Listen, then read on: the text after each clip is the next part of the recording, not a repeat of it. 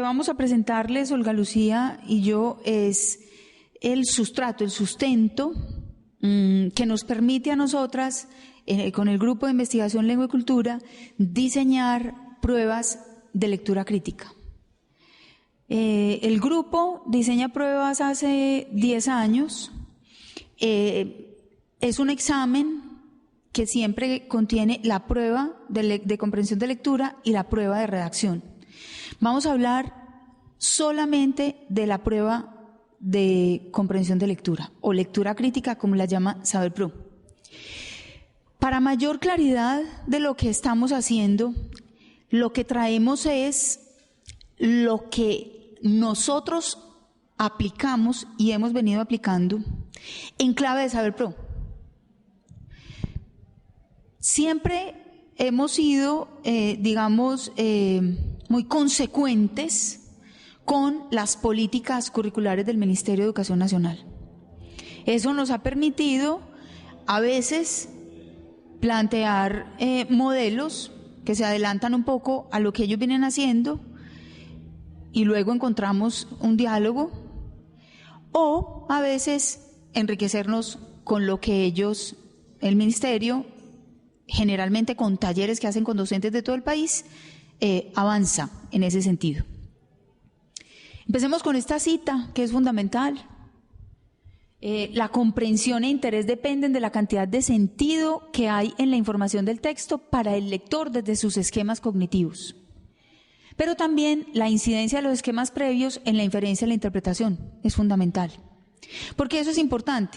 Porque este tipo de pruebas contiene unos textos o evalúa la comprensión de lectura o la lectura crítica a partir de unos textos que necesariamente no son del campo de interés del lector o del examinado, ¿cierto? Entonces, es probable que allí tengamos la primera barrera cognitiva.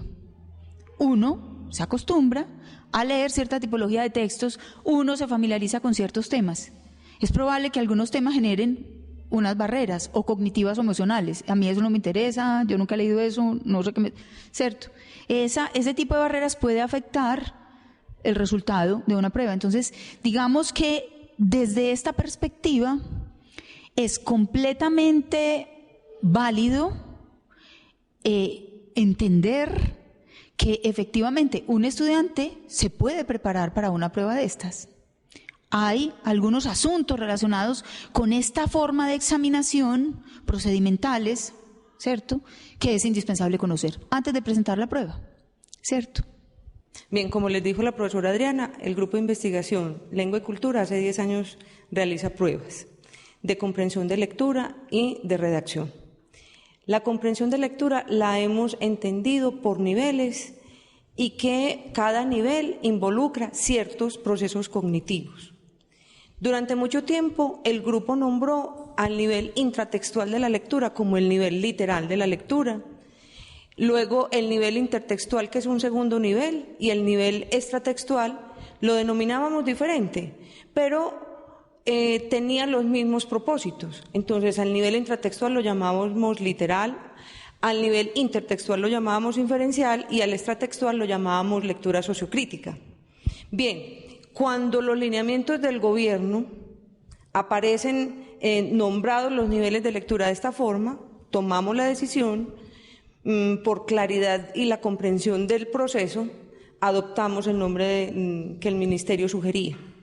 Entonces, lo que hacemos en las pruebas es aplicar los procesos cognitivos, hacer preguntas que evalúen esos procesos de acuerdo con el nivel de la lectura. Sí tenemos claro que podemos orientar la pregunta para examinar determinados procesos cognitivos. Entonces, siempre al diseñar la prueba es una prueba, hasta hoy la hemos hecho así, es una prueba de selección múltiple, con 4 claves, con 4 opciones, pero de 20 preguntas. Esas 20 preguntas procuramos distribuirlas para evaluar el nivel que llamamos intratextual y para evaluar el nivel intertextual. El nivel extratextual, los procesos cognitivos del nivel extratextual los evaluamos en la prueba de escritura. Si nosotros, como les hemos advertido, leemos lo que nosotros hacemos en clave de lo que evalúa Saber Pro, podríamos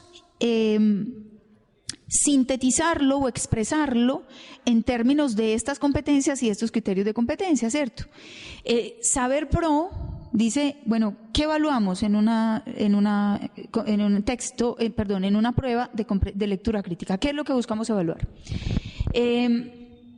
Competencias que se espera que tenga cualquier profesional para leer de manera analítica y reflexiva, para comprender los planteamientos expuestos en un texto, para identificar perspectivas y juicios de valor. Si nosotros fuéramos a expresar en términos del currículo de la UPB esas competencias en criterios de competencias, entonces diríamos que esta persona, el examinado, identifica y recupera información presente en uno o varios textos, construye el sentido global del texto, lo cual es supremamente importante. Este es uno de los principales errores que se cometen en este tipo de pruebas.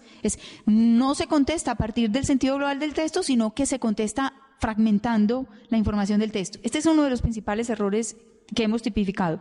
Establezco relaciones entre enunciados y evalúo la intencionalidad del texto, lo que es supremamente importante, porque tiene que ver con la competencia pragmática del estudiante. Estas, como les decía ahorita Olga Lucía, nosotros venimos trabajando desde el 2000, venimos trabajando nosotros desde el 2003, que venimos trabajando con la identificación de los procesos relacionados con cada uno de los niveles de lectura o con cada uno de esos procesos de lectura. Podemos decir que los procesos cognitivos relacionados son así de sencillos, ¿no? O sea, pasamos de aquella diapositiva en que nosotros especificamos los procesos cognitivos y podemos establecer la relación de esos procesos con los procesos sintetizados tal como los presenta Saber Pro. Básicamente, ¿qué es lo que se le pide a un estudiante que está a punto de egresar de una universidad profesional? Que sepa ubicar información teniendo en cuenta el criterio de recursividad del texto. Recuerden que un texto es recursivo, que la recursividad es la que hace que se mantenga un tópico, un tema, que la recursividad permite dar cuenta de la unidad textual en el desarrollo temático, ¿cierto? Y es por eso tan importante saber ubicar información que incluso puede aparecer de distintas maneras en el texto. Vuelve a aparecer de distintas maneras, pero es la misma información. Sabe relacionar información en distintos niveles del texto. Digamos que este aspecto que parece tan simple es supremamente importante. Otra de las tendencias para que se presenta error en la comprensión de lectura es que se lee fragmentadamente el texto. Entonces, el estudiante suele leer la pregunta, luego lee el texto, pero como no ha hecho una comprensión global del texto ni ha relacionado la información, es muy probable que se decante por una determinada opción que está destinada precisamente a ser un distractor en el que se presenta una parte del texto como si estuviera dando cuenta de la totalidad de la información del texto. Se le pide que construya la representación global del texto, que analice y evalúe la relación entre los procesos discursivos y el contexto sociocultural. Pongamos cada uno de estos procesos en términos, insisto, en los mismos términos en que lo hace Saber Pro, para determinar efectivamente qué tipo de desempeños es el que buscamos evaluar. Bien, entonces, ¿qué es lo que esperamos cuando los estudiantes hacen ejercicios de comprensión de lectura?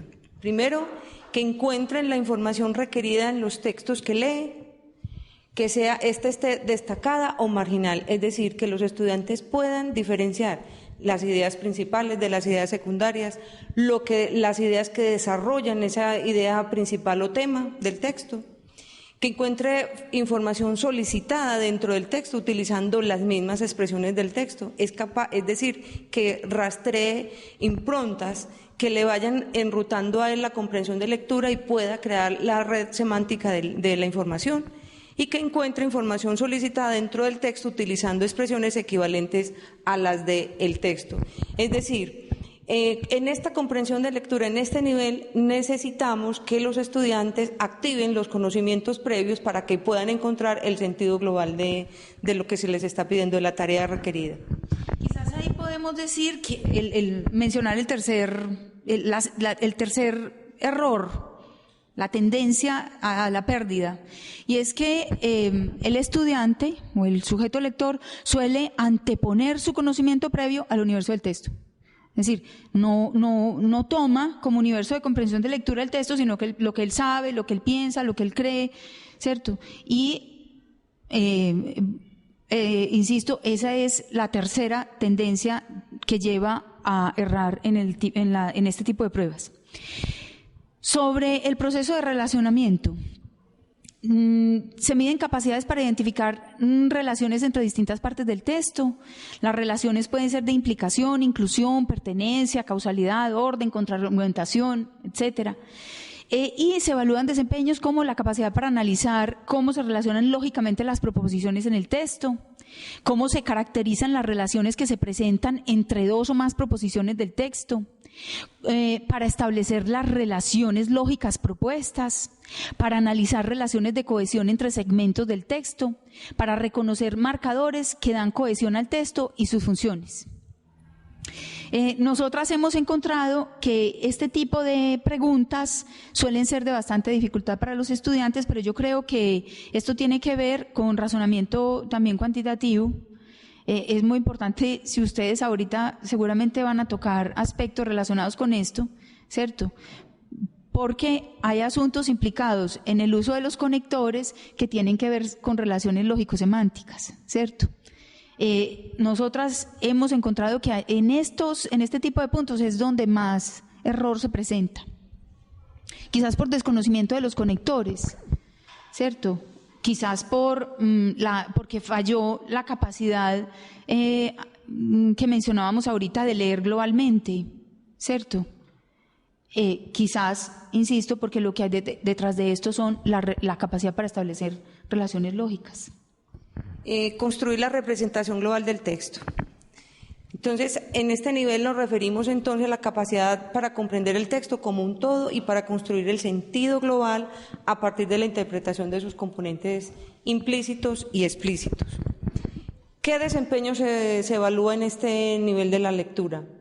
Comprende el sentido global del texto como producto de las relaciones entre los diferentes significados que se elaboran en él.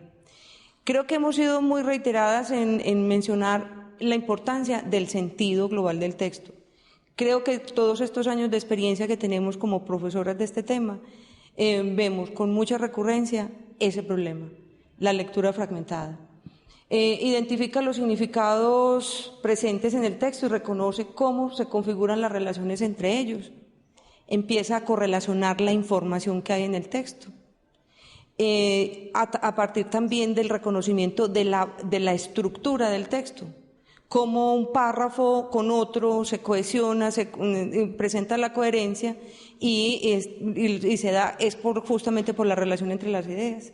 Reconoce cómo se configuran las relaciones de quienes participan en la construcción de significados al interior de un texto y cómo están relacionados y reconoce cómo la estructura del texto contribuye a la elaboración del sentido global del mismo. Lo que les acabo de decir es muy importante, así como nos detenemos y hacemos un hincapié fuerte sobre el sentido global del texto, del sentido. También necesitamos trabajar fuertemente sobre el reconocimiento de la estructura. ¿Cuál es la estructura de ese texto? No es lo mismo leer un artículo de divulgación que leer un cuento corto o una crónica. Esa estructura va a determinar también la comprensión. Analizar y evaluar las relaciones entre procesos discursivos y el contexto sociocultural. Aquí entonces trabajamos las tareas del nivel sociocrítico o el extratextual de la lectura y contempla la capacidad para tomar distancia del texto y rastrear las concepciones del mundo subyacentes mediante la identificación de las estrategias discursivas utilizadas y el reconocimiento del rol de quienes participan en la materialización de los discursos.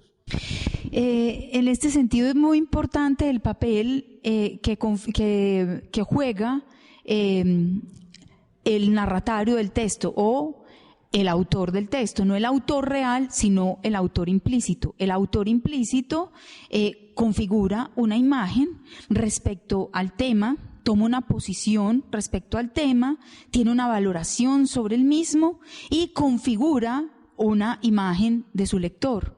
Es muy importante que el lector sepa establecer cuál es esa relación discursiva, cuál es esa relación de poder, cuál es la relación con el tema que se intenta establecer en el texto, porque eso es lo que le permitirá al lector finalmente tomar distancia y expresar una posición crítica en relación con ese texto y con la imagen de ese lector que quedó configurado en el texto.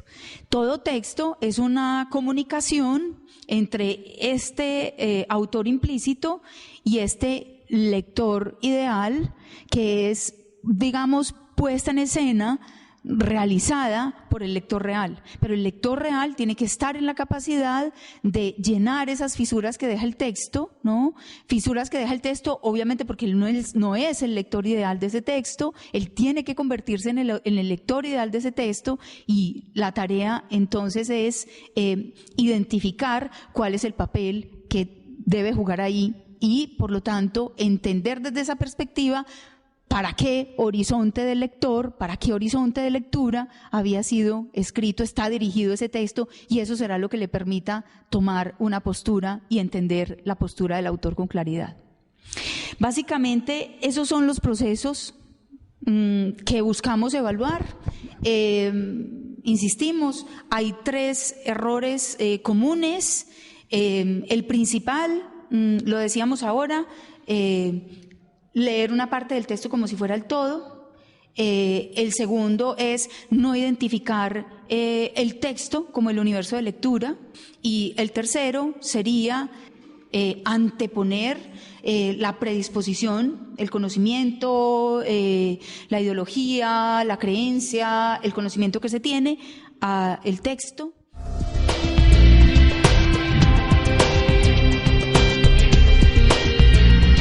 Es indispensable hacer una prueba ex professo para poder identificar, ¿cierto?, ese tipo de vacíos, porque tenemos que trabajar sobre la formación, ¿no? Un presupuesto que hay aquí para nosotros fundamental es que a leer y a escribir se enseña, a leer y a escribir se aprende, porque de hecho hay personas que tienen una inteligencia, si vamos a aceptar la teoría de Howard Gardner, hay personas que tienen una inteligencia lingüística, ¿cierto?, que digamos requieren menos formación. Pero hay personas que requieren ser formadas para esto. Nosotros trabajamos en eso, en el diseño de didácticas y metodologías para aprender a leer y a escribir, ¿cierto? Perdona, y explícitamente en la educación superior, porque también entendemos que entrar a la universidad es entrar a otros lenguajes, a otras gramáticas que requieren orientación y educación. Bien, ¿cómo diseñamos la prueba? Como es un instrumento, entonces lo que hacemos es, primero, la elección de la lectura es fundamental, la elección del texto. Tiene que ser un texto bien escrito, tiene que ser un texto que permita jugar con todas estas condiciones que hemos dicho, es decir, la recursividad, que presente la información en distintos niveles, o sea, un texto con cierto grado de complejidad, pero no tan complejo que impida la interacción de un lector novato en relación con ese tema y con esa tipología textual con él, ¿cierto? Entonces hay que ser, digamos, la elección del texto nos toma bastante tiempo. Siempre es total, nunca es un fragmento, porque entonces no podría recurrir todos los elementos que requieren. Muy bien. El segundo aspecto es que nosotros leemos el texto construyendo la progresión temática. O sea, lo que hacemos es un ejercicio de deconstrucción del texto. O sea, ¿cómo está configurado el texto? ¿Cómo está organizado el texto? ¿Cómo organiza el texto la información? ¿Cómo la jerarquiza? ¿Cómo la presenta? Cuando tenemos ese mapa, nosotros podemos empezar a elaborar ítems, preguntas. Para elaborar las preguntas, pensamos en el andamiaje de la pregunta. O sea, un poco nosotros decimos, ¿qué pregunta la pregunta? O sea, ¿qué tareas cognitivas se ponen en juego, son necesarias para que quien esté resolviendo esa pregunta, ¿cierto?, pueda encontrar la clave? Y elaboramos lo que llamamos el andamiaje de la prueba. Es decir, a cada pregunta le elaboramos su cuadro especificando qué es lo que buscamos evaluar en ella. Y distribuimos de las 20 preguntas, distribuimos preguntas que se dirijan a lo que nosotros llamamos el nivel intra y el nivel intertextual de comprensión. Siempre nos estamos fijando en tratar de acudir a los procesos cognitivos. Entonces, si en esta pregunta analizamos, en esta vamos a jerarquizar la información y en esta globalizamos, tratando de justamente ser muy consecuentes con todo este marco teórico en el que nos movemos en la elaboración de la prueba. Sí, a mí me gusta insistir en que todo el ejercicio que hay previo a elaborar preguntas de ese tipo, ¿cierto? Porque es que hay que hacer un ejercicio de deconstrucción del texto. O sea, yo no me puedo lanzar a diseñar preguntas si no comprendo cómo está configurado, construido el texto, ¿cierto? Creo que es importante en este caso hacer una anotación que ya hemos tenido en la cuenta en otros espacios, y es que si bien el diseño de pruebas Saber Pro o Saber 11, etcétera, son un referente importante en relación con estas pruebas diagnósticas o de ingreso, etcétera, es importante anotar que el esquema de organización y de elaboración y clasificación de las preguntas es distinto, porque creo que en este caso esta prueba tiene una ventaja frente a las pruebas censales, tal como nos lo evidenciaban en una reunión allá en el ICFES. En las pruebas Saber operan de manera inversa. En ese sentido, a mí pues me parece que esta prueba tendría una ventaja, a otros puede ser que les parezca que no. Y es que primero aplican una prueba con una cantidad de preguntas, inclusive sin pasar por 2 o 3 filtros de revisión, de redacción de la pregunta, y después de los resultados de esa aplicación en un universo de 1000, 2000 o completo, pues de todos los estudiantes a quienes les correspondería, se empiezan a clasificar las preguntas según quienes hayan contestado adecuadamente, el número de personas que hayan contestado adecuadamente cada pregunta, y de eso depende el nivel de dificultad de la pregunta, ¿cierto?, de una aplicación. Aquí se opera distinto porque el centro de atención está puesto en el texto y en los procesos de lectura y escritura, y no necesariamente en los niveles de competencia o el desarrollo de las competencias de una población dada en un momento específico. En estos días que empezaron a salir pues, los resultados de la última aplicación de pruebas ICFES a nivel institucional, hay como una sensación de que el nivel de los estudiantes en lectura subió. Y escuchando a unos profesores de otra universidad que estuvieron en una reunión hace poco en el ICFES, parece que hay una posibilidad, dado que la clasificación de las preguntas y de los textos es de esa manera, hay una posibilidad, según los requerimientos de los estándares, digo en términos de política educativa, las necesidades en el país, se puede bajar o subir el nivel de las preguntas o de los cuestionarios si se quiere subir o bajar el nivel de desempeño de los estudiantes. Entonces, eso también es otro punto de quiebre en relación con la elaboración de esta prueba, ¿cierto? Porque aquí se espera que haya unos niveles de lectura tales, ¿cierto?, independientes de quién aplique la prueba, excepto por unos asuntos comunes que hayan ingresado a la universidad, que estén matriculados en un programa, etcétera, ¿cierto?, que serían como los criterios de aplicación de la prueba.